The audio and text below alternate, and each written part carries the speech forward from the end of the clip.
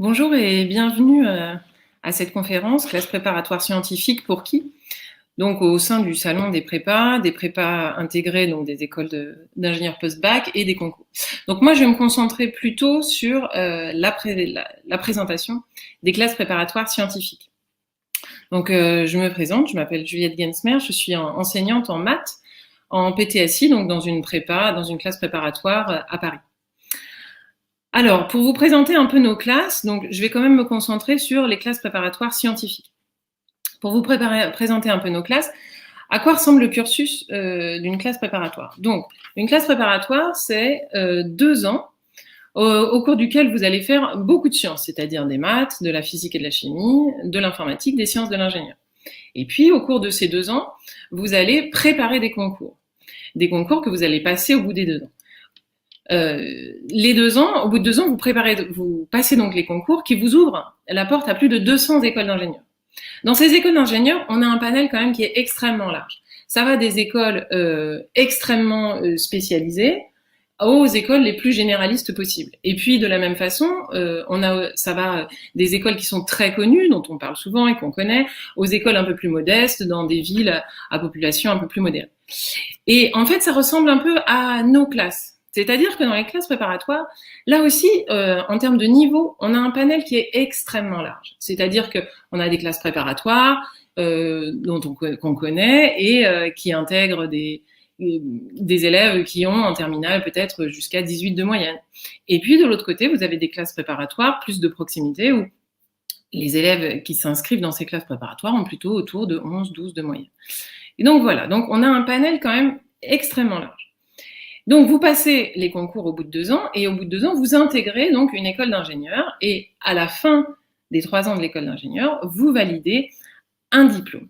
Donc les 2 ans de prépa ne représentent que les 2 ans d'un cursus qui finalement dure 5 ans. Alors, pourquoi faire une classe préparatoire finalement? Alors, il y a d'abord l'idée numéro 1, c'est quand même le projet professionnel. C'est-à-dire que si vous vous destinez à devenir ingénieur, c'est quand même la voie la plus classique, puisque pendant 2 ans, vous faites plein de sciences, et puis à la fin, vous intégrez une école d'ingénieur. Si vous voulez être chercheur aussi en sciences, ou si vous voulez faire de l'enseignement, c'est une voie royale pour aboutir à ça. Mais si vous ne savez pas vraiment quel est votre projet professionnel, la classe préparatoire est aussi tout indiquée. Pourquoi en fait? Parce que ces 2 ans-là, ça va vous donner un peu un temps de réflexion. C'est-à-dire que pendant 2 ans, vous allez faire plein de matières, vous allez faire plein de maths, plein de très belles physique-chimie, de la science de l'ingénieur, de l'informatique. Et donc, si vous hésitez un peu, si vous ne savez pas très bien ce que vous avez envie de faire, ce qui vous attire, pendant 2 ans, du coup, vous allez vous faire une culture générale en termes de sciences qui est extrêmement variée. Vous n'allez plus jamais avoir un panel aussi large dans vos études. Ensuite, vous allez forcément être spécialisé de plus en plus. Et donc, c'est peut-être la seule fois où vous allez faire beaucoup de sciences, de très belles sciences d'ailleurs, et qui couvrent un panel très large. Et ça va vous permettre un petit peu d'affiner un peu vos goûts et puis votre projet professionnel. Parce que en fait, à 18 ans, à la fin du lycée, c'est très difficile de pouvoir dire « moi, ce que je veux, c'est être ingénieur en mécaflux », parce que vous savez pas ce que c'est en fait. Et donc voilà, c'est quand même 2 ans qui vont vous permettre un peu de voir, voilà, de découvrir un peu le monde des sciences et qu'est-ce que c'est qu'être ingénieur, etc. Et puis même si au bout des 2 ans, vous n'êtes toujours pas très décidé de ce que vous voulez faire, encore une fois, il y a des écoles d'ingénieurs qui sont très généralistes et qui donc vous permettent encore d'affiner votre projet pendant 3 ans et de petit à petit, voilà, aboutir à un projet qui est plus solide à la fin. Donc, si vous avez à la fin de la terminale une idée extrêmement précise de ce que vous voulez, moi c'est cette école d'ingénieur là que je veux, et qui vous intègre à Bac+0, allez-y. Mais si vous vous dites, en fait, je ne sais pas trop, je voudrais m'ouvrir des portes, et j'hésite encore un peu, alors vraiment, il ne faut pas hésiter à aller en classe préparatoire parce que, en fait, la formation est tellement généraliste, elle est tellement solide qu'en fait, ça vous ouvre toutes les portes. Ça vous ouvre énormément de portes. Et puis, ce qui peut être parfois un peu inquiétant, c'est est-ce qu'on va réussir, est-ce qu'on va échouer. Ce qu'il faut voir, c'est que le parcours classe préparatoire est quand même extrêmement sécurisé. On a un taux d'échec les plus faibles de tout l'enseignement supérieur. Et pourquoi en fait Pourquoi ça? Alors, il y a plusieurs raisons. Une des raisons quand même, c'est que vous êtes au sein d'un lycée, donc c'est des choses que vous connaissez un peu, et puis vous êtes au sein d'un groupe classe. Donc c'est pas comme si vous étiez à l'université où vous avez un amphi de 200 personnes et puis il y a la moitié qui vont en TP et puis il y a des groupes de TD à droite. Non, là en fait vous êtes une entité classe et toute l'année vous allez vous suivre. Et c'est pareil en fait pour les enseignants. Moi par exemple, donc je suis prof de maths en prépa et mes élèves, je n'ai qu'une seule classe. Donc je vais les suivre du 1er septembre jusqu'au 5 juillet et c'est moi qui vais les suivre, c'est moi qui vais leur faire toutes les maths et je vais les voir tous les jours et tous les jours je vais leur demander comment ça va et comment ça se passe, etc. Et en fait, cet accompagnement-là fait qu'on a très peu d'échecs parce que y a un taux d'encadrement quand même qui est extrêmement important. L'équipe enseignante scientifique est dédiée à la classe. Et puis le parcours, il est sécurisé surtout parce que donc, vous faites pendant 2 ans, vous préparez des concours et au bout de 2 ans, vous passez, donc ça vous ouvre la porte à 200 écoles d'ingénieurs. Et en fait, quand on regarde le nombre de places qu'il y a au concours versus le nombre de candidats, en fait, c'est à peu près le même. Donc, les concours à la fin des 2 ans de classe préparatoire, ce sont pas des concours d'exclusion, ce sont plutôt des concours de répartition. C'est-à-dire, on va dire qui va aller dans cette école-là, qui va aller dans cette école-là, etc. Et donc, globalement, si vous faites une classe préparatoire raisonnable, c'est-à-dire vous êtes assidu, vous écoutez en cours, vous rendez les devoirs qu'on vous demande, vous avez toutes les bonnes raisons à la fin d'intégrer une école d'ingénieur. Bon, alors plus précisément, qu'est-ce qu'on fait, qu'est-ce qu'on enseigne en classe préparatoire scientifique? Alors, c'est une formation qui est à la fois théorique et expérimentale. La part du théorique est quand même assez importante, et la part expérimentale, elle se retrouve dans les TP. Vous avez plusieurs filières. Vous avez des filières qui sont plus théoriques, et puis d'autres filières où la part des TP est un peu plus importante. Donc, il y a un panel assez large. Mais il faut quand même savoir que c'est une formation quand même qui est assez théorique. Et vous allez faire quoi donc comme matière? Donc des maths, de la physique-chimie, de l'informatique, des sciences de l'ingénieur, des lettres et des langues vivantes. Et donc ces formations-là, c'est pour les écoles d'ingénieurs. Et puis vous allez faire de la SVT si vous allez en BCPST. Donc là, si vous vous destinez plutôt à des classes, des écoles pour agro et véto. Mais donc globalement, voilà les matières. Donc vous voyez que c'est un socle scientifique quand même qui couvre beaucoup de choses et qui est assez large. Alors, le choix des spécialités par rapport à ce que vous voulez faire. Donc, il y a si vous êtes en terminale, donc vous avez déjà choisi vos spécialités, mais si vous êtes en première ou même en seconde, ça se pose un petit peu, la question se pose un petit peu. Alors, ce qu'il faut voir, c'est que quand on regarde le tronc commun, il est quand même très littéraire, ce qui est une très bonne chose. Mais à un moment, si on se destine à des études scientifiques, il va falloir quand même colorer son parcours de sciences. Et ce qu'on constate, voilà, c'est que au lycée, vous avez plusieurs spécialités, mais vous en avez 5 qui sont scientifiques. Donc les maths, physique-chimie, numérique et sciences informatiques, dit NSI, sciences civiles de la Terre, donc pour SVT, et sciences de l'ingénieur. Donc, quand vous êtes en première, parmi ces 5 spécialités, il va falloir en choisir 3. Et quand vous allez passer en terminale, il va falloir en abandonner. Et nous, ce qu'on pense, c'est que si vous voulez avoir un parcours quand même scientifique, le nombre de spécialités scientifiques, il va falloir en choisir au minimum 2. Et parmi ces 2-là, en général, on vous conseille quand même très fortement les mathématiques. Alors, vous allez me dire, mais c'est parce qu'elle est prof de maths qu'elle dit ça. Oui, je suis prof de maths, mais globalement, vous voyez, le langage scientifique, il est quand même basé sur le langage mathématique. On peut pas faire de la physique si on sait pas ce que c'est qu'un cosinus. On peut pas faire les sciences de l'ingénieur si on sait pas résoudre une équation différentielle. Donc, globalement, on vous conseille très fortement la spécialité mathématique. Ensuite, si vous faites maths et physique-chimie, ça vous ouvre les portes à peu près toutes les filières pour les écoles d'ingénieurs. Et si vous faites maths et NSI, vous avez une filière pour ça. Si vous faites maths et SVT, ça vous ouvre une filière. Et si vous faites maths et SI, il y a une filière pour chaque couplage. Néanmoins, on vous recommande, voilà, quand même de faire des maths. Après, rien n'est fermé, hein. C'est-à-dire que si vous n'avez pas fait de maths ou si vous faites par exemple maths complémentaires, je ne vous dis pas que il est impossible. Je dis juste que si, par exemple, vous êtes en seconde et que vous êtes en première et que vous hésitez, voilà ce qu'on vous conseille. Encore une fois, si vous prenez des maths et une autre spécialité, ça vous ouvre un peu plus de portes. Si vous prenez maths experte, ça vous ouvre des portes. Maths experte est beaucoup moins indispensable, mais c'est toujours pareil. C'est-à-dire que si vous voulez montrer que vous vous destinez à une carrière scientifique, c'est toujours bien de montrer qu'on est intéressé par les maths et donc que les maths experts, voilà, ça intéresse. Alors, donc, en termes de... Quand on est en classe préparatoire, il y a 5 filières. Et globalement, dans chaque filière, vous allez faire des maths, de la physique-chimie, des sciences de l'ingénieur, de l'informatique et de la SVT si vous êtes en BCPST. Mais donc, quoi qu'il arrive, vous allez faire, dans toutes les filières, vous allez faire ces matières-là. Mais dans chacune des filières, il y a une petite coloration, c'est-à-dire il y a une matière qui prend un peu plus d'importance. Donc, par exemple, en MPSI, on va faire un peu plus de maths. En PCSI, on va faire un peu plus de physique-chimie. En PTSI, on va faire un peu plus de sciences de l'ingénieur. En MP2I, on va faire un peu plus d'informatique. Et en BCPST, on va faire de la SVT, chose qu'on ne fait pas dans les autres. Comment choisir sa filière? Donc, la première chose, c'est les spécialités que vous avez fait en terminale.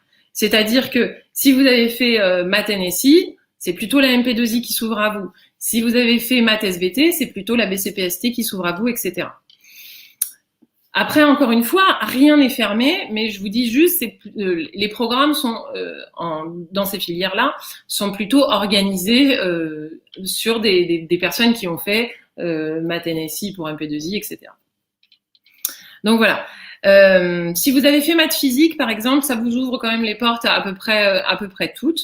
Et donc dans ces cas-là, vous avez le choix. Et la question du choix de la filière, en général, il y a des gens qui nous disent oui, moi je veux intégrer telle école et on m'a dit que pour aller à telle école, il était plus stratégique de passer par telle filière. Bon, en général, ce genre de calcul ne fonctionne pas. Ce qui fonctionne, c'est plutôt l'appétence. C'est-à-dire que qu'est-ce que vous voulez faire, qu'est-ce que vous aimez. C'est-à-dire que si vous aimez les maths, faites une MPSI. Si vous aimez les sciences de l'ingénieur, faites une PTSI. Donc, l'idée, c'est de dire, si j'aime ça, alors je vais beaucoup travailler, alors je vais beaucoup m'investir, et c'est comme ça que vous allez réussir. Donc, il faut plutôt effectivement essayer de voir par appétence que par stratégie. Donc, une fois que vous avez fait le choix de la filière, il va rester le choix du lycée. Alors, le choix du lycée, c'est...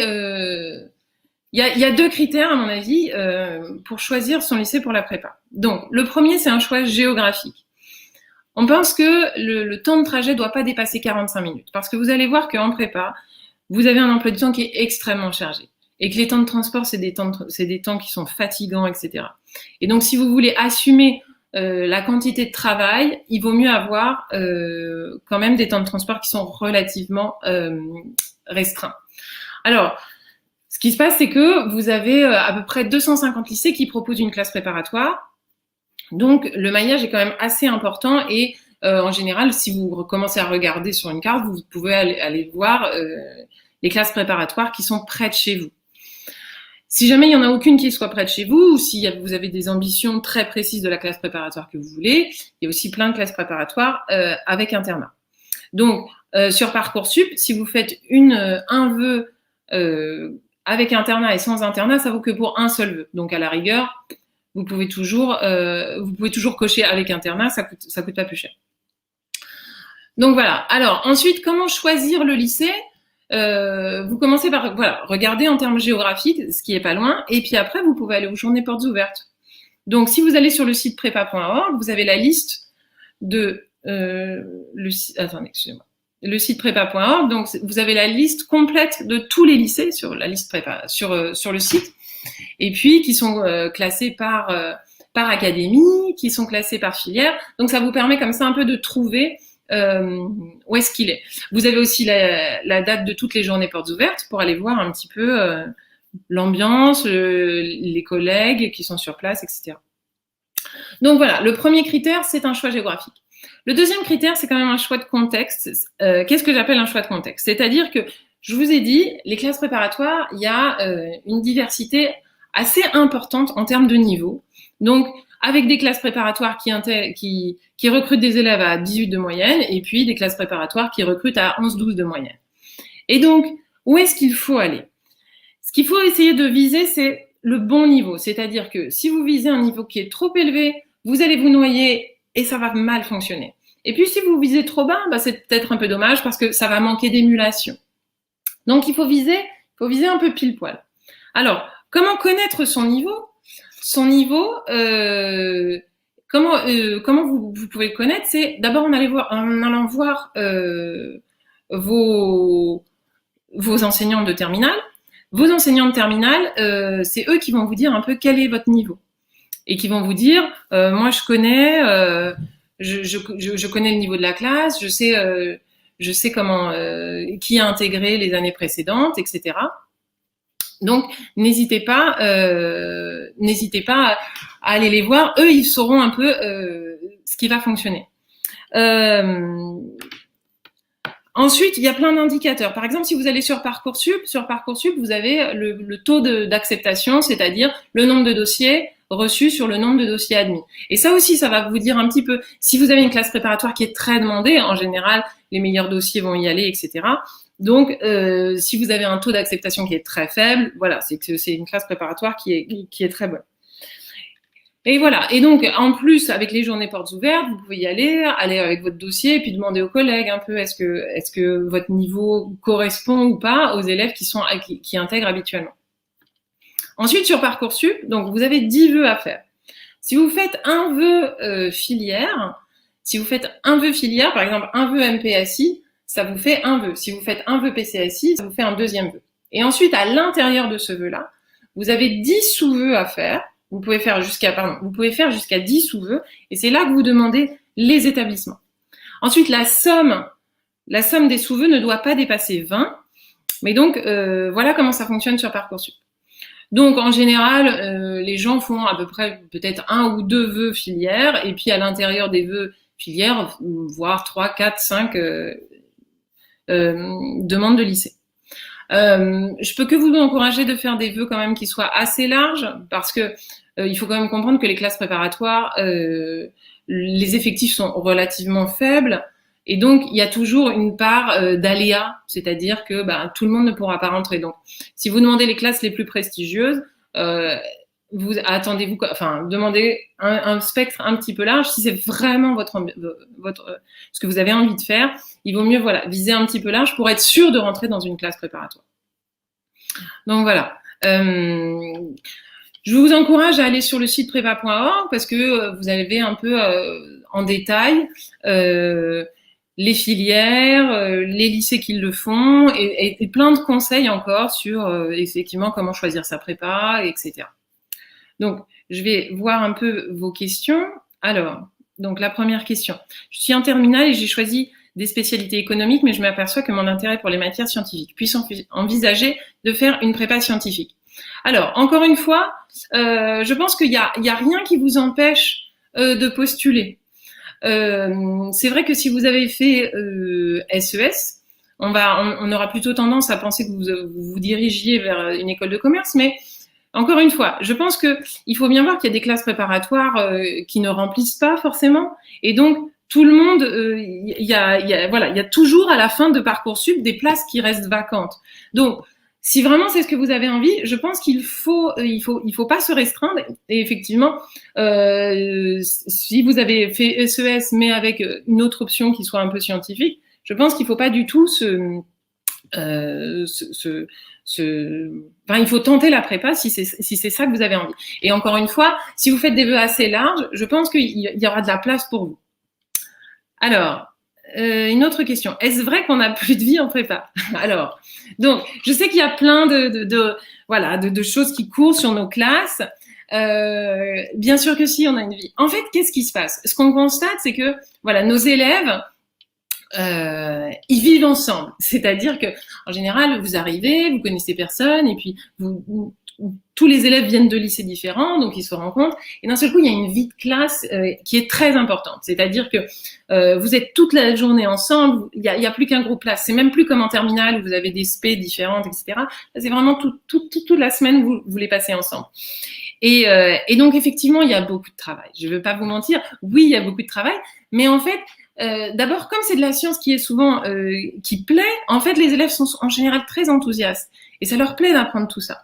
Et puis, ils vivent ensemble de façon... voilà. Il y a même des élèves qui vivent sur place parce qu'ils sont en internat. Et on vous encourage quand même à ne pas stopper toute vie sociale. C'est pas possible. On peut pas faire pendant 2 ans uniquement du travail.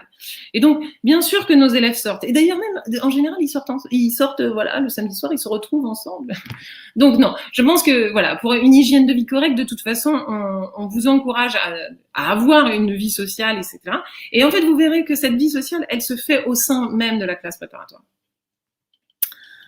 Alors, je suis en bac plus 1, mais j'aimerais me réorienter à la rentrée prochaine en prépa. Est-ce possible? Oui, oui, bien sûr. Donc là, vous faites la procédure Parcoursup, et puis encore une fois, vous refaites des demandes, des vœux de prépa, et encore une fois, si vous faites des vœux assez larges, si vous avez un dossier, il y a plein de prépas qui recrutent des élèves à bac plus 1. Donc oui, je vous encourage à faire Parcoursup pour ça. J'ai choisi PC et SVT en SP terminale. Est-ce que les maths complémentaires sont suffisantes pour intégrer une PCSI? Alors, le programme de maths en prépa, il est basé sur des gens qui ont fait spécialité mathématiques et pas uniquement maths complémentaires. Maintenant, c'est vrai que avec maths complémentaires et physique-chimie, vous avez quand même un dossier, on sent un dossier scientifique. Donc, vous allez intéresser des PCSI. Maintenant, si vous faites il va falloir faire des vœux assez larges, c'est-à-dire, je vais pas vous cacher que si vous demandez les classes préparatoires qui sont le plus demandées, les plus prestigieuses, effectivement, celles-là, comme elles ont énormément de dossiers, elles ont tendance à choisir des gens qui ont déjà fait la spécialité maths. Mais encore une fois, si vous avez fait PC, SVT et maths complémentaires, on se dit voilà, c'est quelqu'un qui veut faire des sciences. Bien sûr, il y a une place pour vous en prépa. Donc voilà, faites des vœux assez larges et vous aurez de la place. Bonjour, comment choisir sa prépa? Donc là encore, hein, c'est des questions auxquelles j'ai déjà un peu répondu. Je pense il y a le choix géographique. Il faut que ce soit pas trop loin de chez vous, et 2, que ce soit le bon niveau.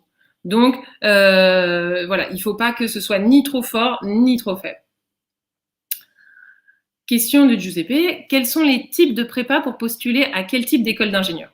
Alors, donc, au bout de 2 ans, vous préparez des concours. Et globalement, toutes les écoles d'ingénieurs recrutent sur toutes les filières. Donc, n'essayez pas de vous dire « Ah mais mince, je veux telle école, quelle est la meilleure filière ?» Toutes les filières, les écoles d'ingénieurs recrutent sur toutes les filières. À part quelques exceptions très précises, par exemple, vous allez avoir des écoles de chimie qui, évidemment, vont recruter uniquement sur la filière PC parce qu'elles veulent des chimistes. Donc voilà, mais à part des choses comme ça, très très très précises, globalement, les écoles de prépa, les classes préparatoires, enfin les écoles d'ingénieurs recrutent sur toutes les filières. Donc encore une fois, ne vous dites pas, mais quelle filière je vais choisir choisissez la filière en fonction de vos appétences et des spécialités que vous avez choisies en terminale. Alors, en ce qui concerne la prépa, mais pour un concours veto, donc si vous voulez aller en concours veto, les spécialités qu'on vous recommande, c'est quand même mathématiques, alors que ce soit en spécialité mathématiques, voire maths complémentaires, mais en général, on vous recommande quand même de faire des maths. Encore une fois, je suis prof de maths, mais je dis ça parce que mes collègues me l'ont dit. Et la spécialité indispensable, par contre, c'est la spécialité SVT pour pouvoir intégrer une prépa veto. Est-ce qu'on peut aller en prépa scientifique après un bac technologique? Alors oui, vous en avez plusieurs. Donc si vous êtes vous avez les TB, vous avez les ATS. Donc effectivement, vous avez des classes préparatoires qui recrutent sur les bacs technologiques. Donc là encore, vous en TSI, pardon, oui, j'ai oublié bien sûr la TSI. Donc là encore, ce sont des classes. Si vous allez en TSI, vous allez être recruté. Les écoles d'ingénieurs recrutent des TSI et toutes les écoles d'ingénieurs recrutent des TSI. Alors évidemment, le nombre de places offertes est un peu plus faible parce qu'en général, le nombre de candidats aussi est un peu plus faible. Mais effectivement, n'hésitez pas, si vous êtes en bac technologique, à postuler sur des classes préparatoires. Il y en a qui sont ouvertes. Allez sur prépa.org, on vous détaille un peu plus ce genre de choses. Alors, est-ce qu'une faible moyenne en EPS peut avoir une incidence pour entrer en prépa scientifique? Alors, en général, non, ça n'a pas vraiment d'incidence. Alors, ce qu'il faut savoir, c'est que il n'y a pas de critère national pour rentrer en prépa. C'est-à-dire que chaque classe préparatoire va avoir ses propres critères et va faire son classement selon ses propres critères. Mais globalement, qu'est-ce qui revient toujours? C'est votre moyenne, votre classement, l'effectif de la classe et les appréciations. Après, on va surtout regarder les matières qui vont être enseignées en classe préparatoire, c'est-à-dire qu'on va beaucoup regarder les matières scientifiques, on va regarder la LV1 et on va regarder les lettres et la philo. Je ne vous cache pas qu'on va peut-être pas trop regarder la note de PS. Par contre, on va regarder ce que dit le prof de PS. Si le prof de PS dit c'est un élève qui n'arrête pas de bavarder et qui fait n'importe quoi, bon, bien sûr, ça va donner un malus à votre dossier, mais globalement, voilà, c'est pas là. On essaye de regarder les matières qui sont vraiment évaluées en classe préparatoire. Pour qui, bonjour, l'accès à la conférence prépa scientifique pour qui est impossible, est-ce normal? Alors ça, je ne sais pas, je n'ai pas de... Sur les questions techniques, je vais devoir laisser ma place. Quelle est le ratio candidat nombre de places en école ouverte à la BCPST? Alors, je ne suis pas spécialiste, je vais pas vous mentir, je ne suis pas si spécialiste de la BCPST. Je pense qu'il faut aller voir sur le site de l'UPA, qui est l'association des profs qui sont en BCPST, et là, vous aurez ce genre de renseignements. Donc, allez sur le site de l'UPA, et je ne sais pas quelle est l'adresse exacte, mais je pense que vous trouverez facilement. Faut-il favoriser l'internat? Alors ça, je pense que c'est une question qui est extrêmement personnelle. C'est-à-dire qu'il y a des gens pour qui ont besoin de rentrer chez eux le soir, d'avoir leurs parents, d'avoir leurs frères et sœurs, d'avoir la famille autour d'eux, alors que d'autres, en fait, vont être très contents de vivre à l'internat parce que finalement, vous avez vos colocs, voilà, et puis vous avez votre petite chambre et c'est vrai que l'intérêt de l'internat, c'est que vous n'avez pas de temps de transport, que autour de vous, tout le monde ne fait que parler prépa, manger prépa. Donc, vous avez une concentration qui est optimale. Mais encore une fois, donc par exemple, dans mon lycée, il y a des élèves qui sont en internat, des élèves qui sont pas en internat, et on voit pas une réussite plus forte sur les internats ou les non-internats. Donc, je pense que c'est une question personnelle, mais si vous, ça vous attire, il faut vraiment pas hésiter parce que ça peut vraiment être un plus. Mais encore une fois, ne vous dites pas, oh là là, il faut absolument que j'y aille, alors que ça va à l'opposé de là où vous vous sentiriez bien. Je pense que pour réussir bien ces études supérieures, il faut d'abord être dans une certaine zone de confort. Et donc, internat ou pas internat, ça peut être un plus, mais ne vous forcez pas. Prépa intégrée, c'est quoi? C'est une vraie prépa. Alors en fait, nous, on parle plutôt d'école post-bac parce qu'en fait, qu'est-ce qui se passe dans les écoles dites prépa intégrées? C'est que chaque année, en fait, comme dans n'importe quel cursus, chaque année, on va vous dire est-ce que oui ou non vous allez passer en deuxième année. Et donc en fait, les écoles post-bac, elles intègrent à bac plus 0 et puis vous allez faire tout le cursus en 5 ans et avoir à la fin votre diplôme d'ingénieur. Mais il n'y a pas au bout de 2 ans un concours. Il y a chaque année, est-ce que vous avez suffisamment bien travaillé dans l'année pour passer à l'année supérieure? Donc, les prépas intégrés, je pense que la dénomination est pas exacte. C'est plutôt une école d'ingénieur qu'on intègre à bac plus 0. Et encore une fois, si vous savez exactement ce que vous voulez faire, c'est parfait ce genre d'école. Mais si vous hésitez un peu ou si vous voulez aller dans des écoles les plus prestigieuses, en général, elles recrutent pas à bac plus 0. Et donc, si vous voulez, viser un peu plus large, il va falloir aller en CPGE. Que pensez-vous du niveau en maths des élèves de terminale? Y a-t-il un décalage de niveau? Quels sont vos conseils en maths? Les élèves, alors mes élèves, il y a un gap entre la terminale et la prépa, mais le gap, il est surtout en termes de quantité de travail et pas en termes de niveau. Ne vous en faites pas pour ça. Le niveau, on est là pour ça, on est là pour vous apprendre. Et donc, le gap, c'est plutôt, voilà, ce qui impressionne un peu les élèves, c'est la quantité de travail. Mais ça aussi, on est là pour vous l'apprendre. Et à la fin de l'année, vous allez voir que vous allez réussir à engranger toute cette quantité de travail. Donc, je vois que la conférence va s'arrêter bientôt. Donc, je vous encourage à aller sur Prépa.org si vous avez d'autres questions et si j'ai pas pu réussir à tout y répondre. Et surtout, n'hésitez pas, ne vous censurez pas. Ce sont des très belles études. Voilà, je vous remercie.